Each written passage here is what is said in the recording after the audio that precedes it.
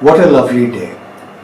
I spent all morning lying on the grass in front of my house, under the enormous plantain tree which covers and shades and shelters the whole of it. I like this part of the country. I am fond of being there because I am attached to it by deep roots, the profound and delicate roots which attach a man to the soil in which his ancestors were born and died, to their traditions, their usages, their food, the local expressions, the peculiar language of the peasants, the smell of the soil, the hamlets, and to the atmosphere itself. I love the house in which I grew up. From our windows I can see the Seine which flows by the side of my garden on the other side of the road.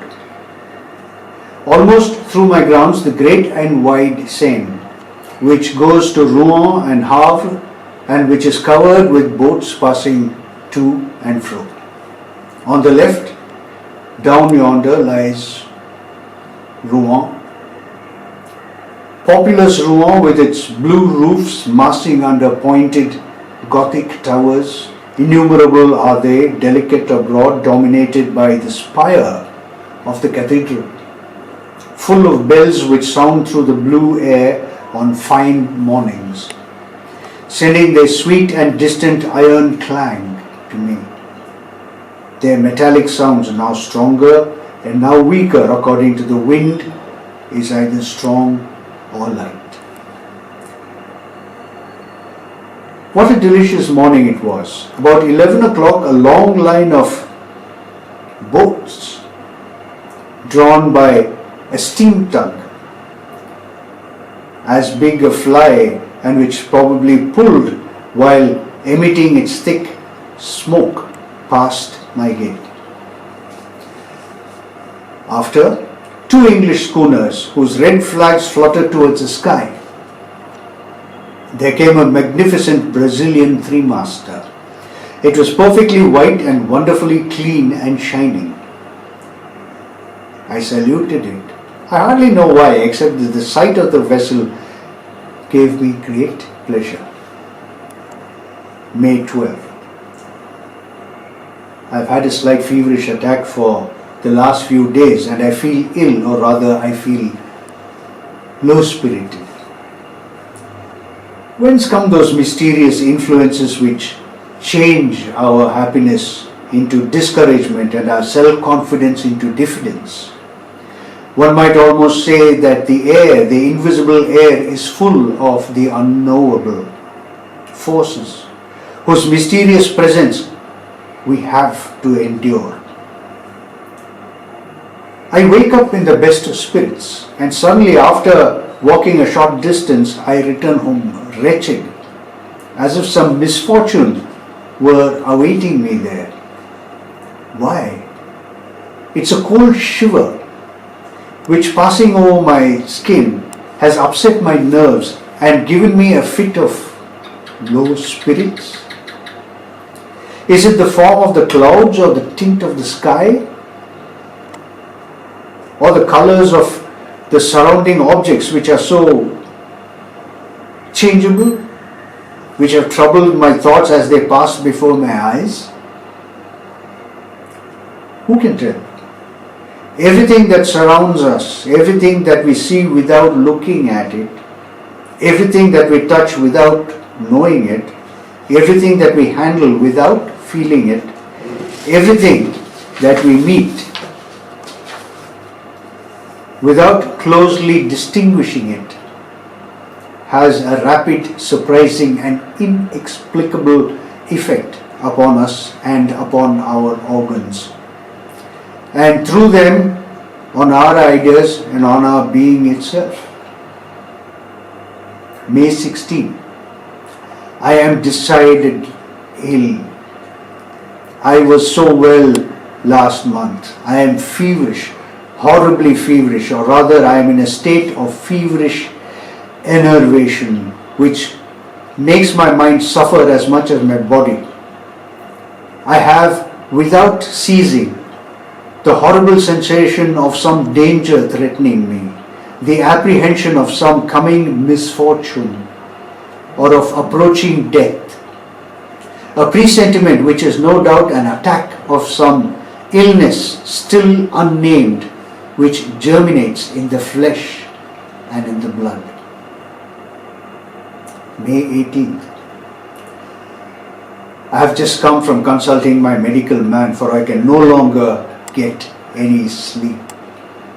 He found that my pulse was high, my eyes dilated, my nerves highly strung, but no alarming symptoms.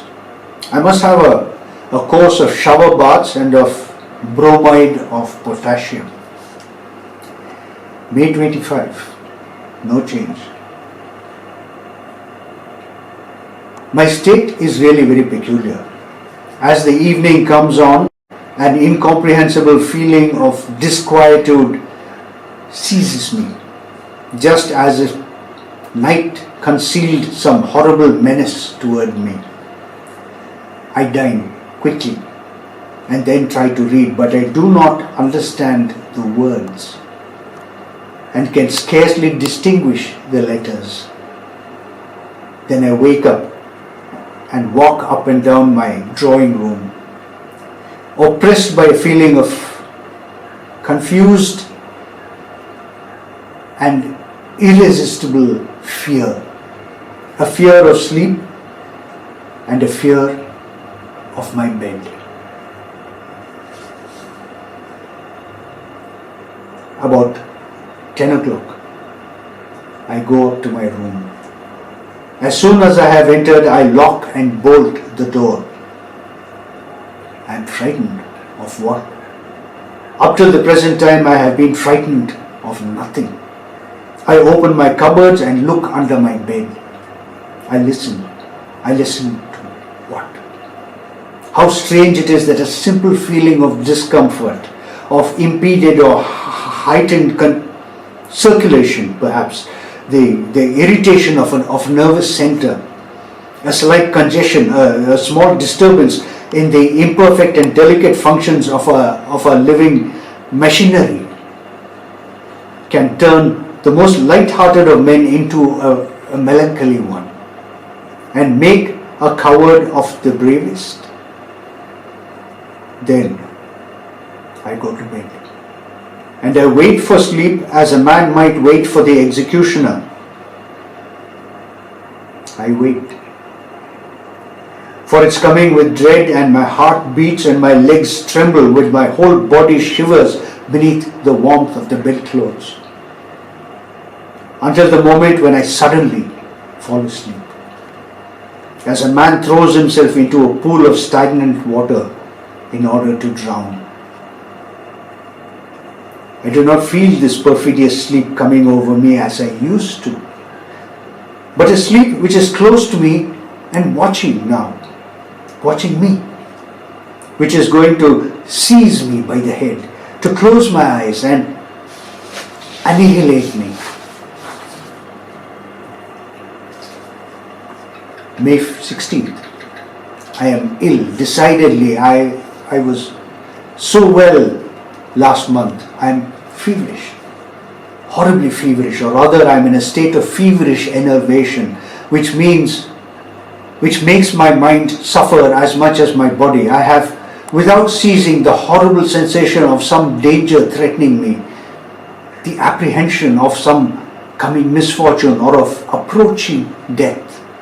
A presentiment which is no doubt an attack of some illness still unnamed, which germinates in the flesh and in the blood. May 18th. I have just come from consulting my medical man, for I can no longer get any sleep. He found that my pulse was high, my eyes dilated, my nerves highly strung, but no alarming symptoms. I must have a course of shower baths and a bromide of potassium.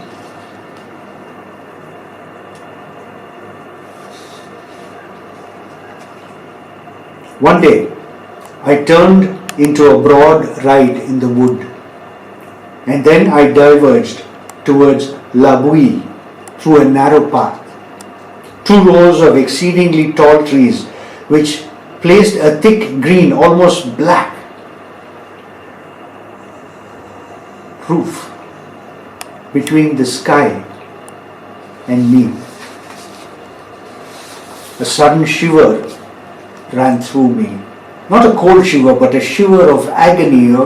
So I hastened my steps, uneasy at being alone in the wood, frightened, stupidly and without reason, as the profound solitude. Suddenly it seemed as if I were being followed, that somebody was walking at my heels. Close, quite close to me, near enough to touch me. I turned round suddenly, but I was alone. I saw nothing behind me except the straight, broad, empty, bordered by high trees, horribly empty. On the other side also it extended, and it was lost in the distance and looked just the same. Terrible. I closed my eyes. Why? And then I began to turn round on one heel very quickly, just like a top. I nearly fell down and opened my eyes. The trees were dancing around me and the earth heaved.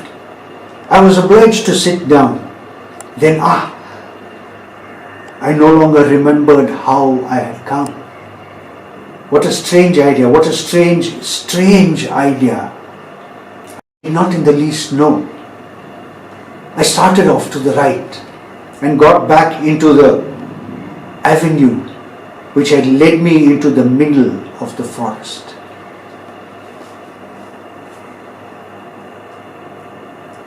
I have been to Mont Saint-Michel, which I had not seen before. At daybreak, I went to it. The tide was low, as it had been the night before, and I saw that wonderful abbey rise up before me as I approached it.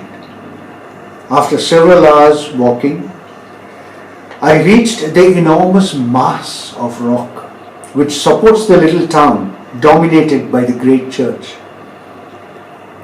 Having climbed the steep and narrow street, I entered the most wonderful Gothic building that has ever been erected to God.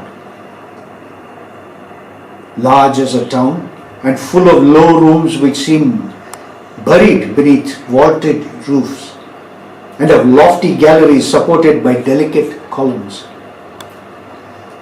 I entered this gigantic jewel, which is as light in its effect as a bit of lace and as covered with towers, with slender belfries to which spiral staircases ascend. The flying buttresses raise strange heads that bristle with chimeras, with devils, with fantastic animals, with monstrous flowers, are joined together by finely carved arches to the blue sky by day and to the black sky by night.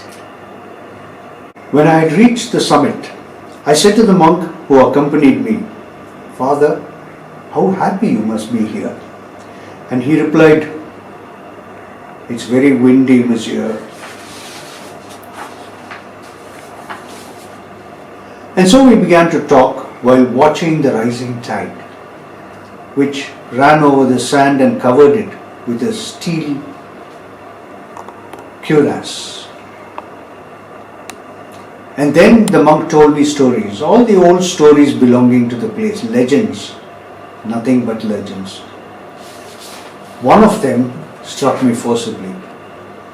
The country people who belonged to the Mohammed declared that at night one can hear talking going on in the sand, and also that two goats bleat, one with a strong, the other with a weak voice. Incredulous people declare that it is nothing but the screaming of the sea birds, which occasionally resembles bleatings and occasionally human lamentations. But belated fishermen swear that they have met an old shepherd whose cloak-covered head they can never see, wandering on the sand between two tides round the little town placed so far out of the world.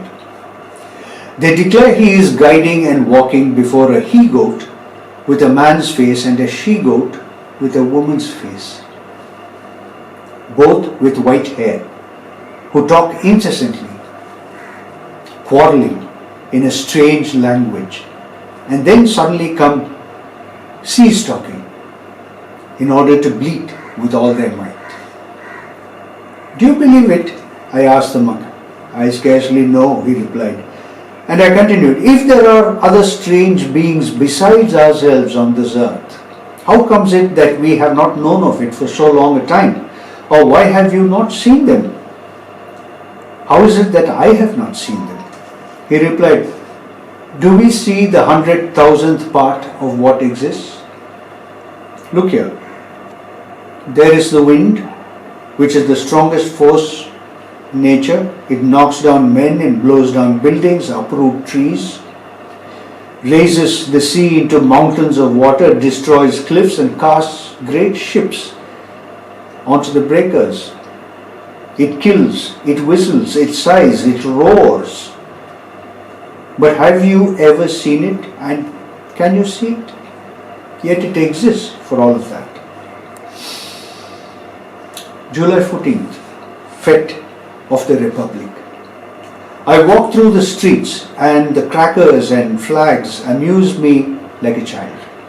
Still, it is very foolish to make merry on a set date by government decree. People are like a flock of sheep, now steadily patient, now in ferocious revolt. Say to it, amuse yourself, and it amuses itself.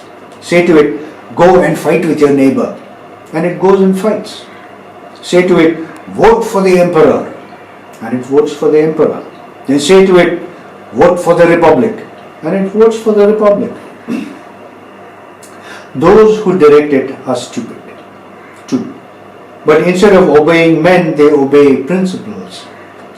A course which can only be foolish, ineffective and false for the very reason that principles are ideas which are considered as certain and unchangeable, whereas in the world one is certain of nothing. Since light is an illusion and noise is deception. I was walking at 2 o'clock among my rose bushes in the full sunlight, in the walk bordered by autumn roses which are beginning to fall. As I stopped to look at a Jean de Bataille, which had 3 splendid blooms, I distinctly saw the stalk of one of the roses bend close to me, as if an invisible hand had bent it, and then break as if that hand had plucked it. Then the flower raised itself, following the curve which a hand would have described in carrying it towards a mouth, and remained suspended in the transparent air, alone and motionless. A terrible red spot 3 yards from my eyes. In desperation, I rushed at it to take it. I found nothing. It had disappeared. Then I was seized with furious rage against myself, for it is not wholesome for a reasonable and serious man to have such hallucinations.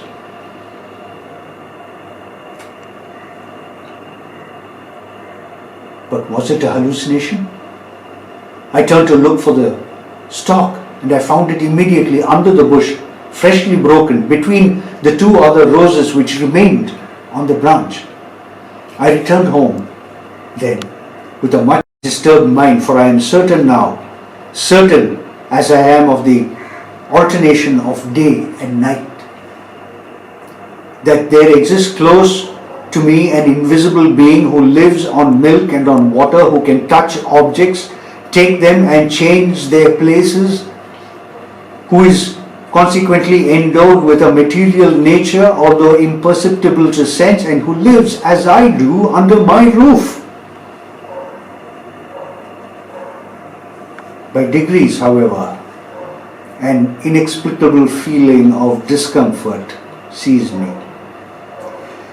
It seemed to me as if some unknown force were numbing and stopping me, were preventing me from going farther and calling me back. I felt that painful wish to return which comes on you when you have left a beloved invalid at home and are seized by a presentiment that he is worse.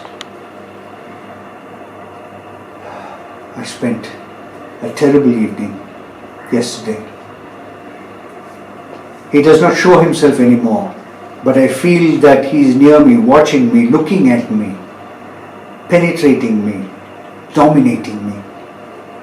And more terrible to me when he hides himself thus than if he were to manifest his constant and invisible presence by supernatural phenomenon. However, I slept. August 9th, nothing, but I'm afraid. August 10th, nothing, but what will happen tomorrow? August 11th, still nothing. I cannot stop at home with this fear hanging over me and these thoughts in my mind. August 14th, I'm lost. Somebody possesses my soul and governs it.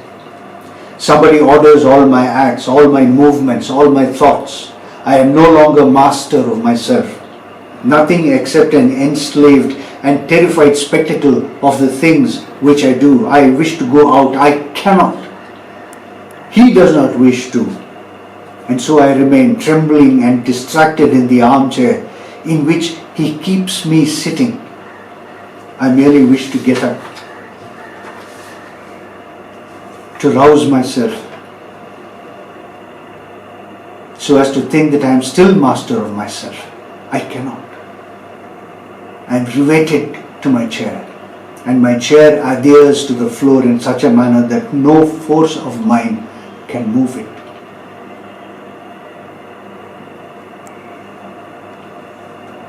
The reign of man is over, and he has come.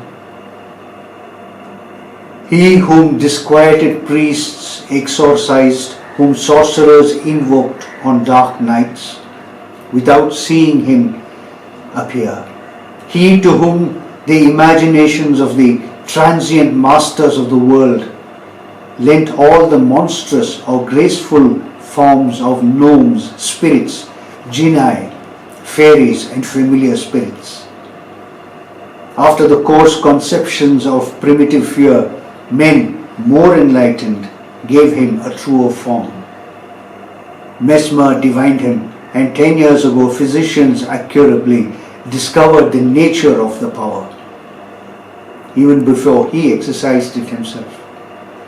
They played with that weapon of their new lord, the sway of a mysterious will over the human soul, which had become enslaved.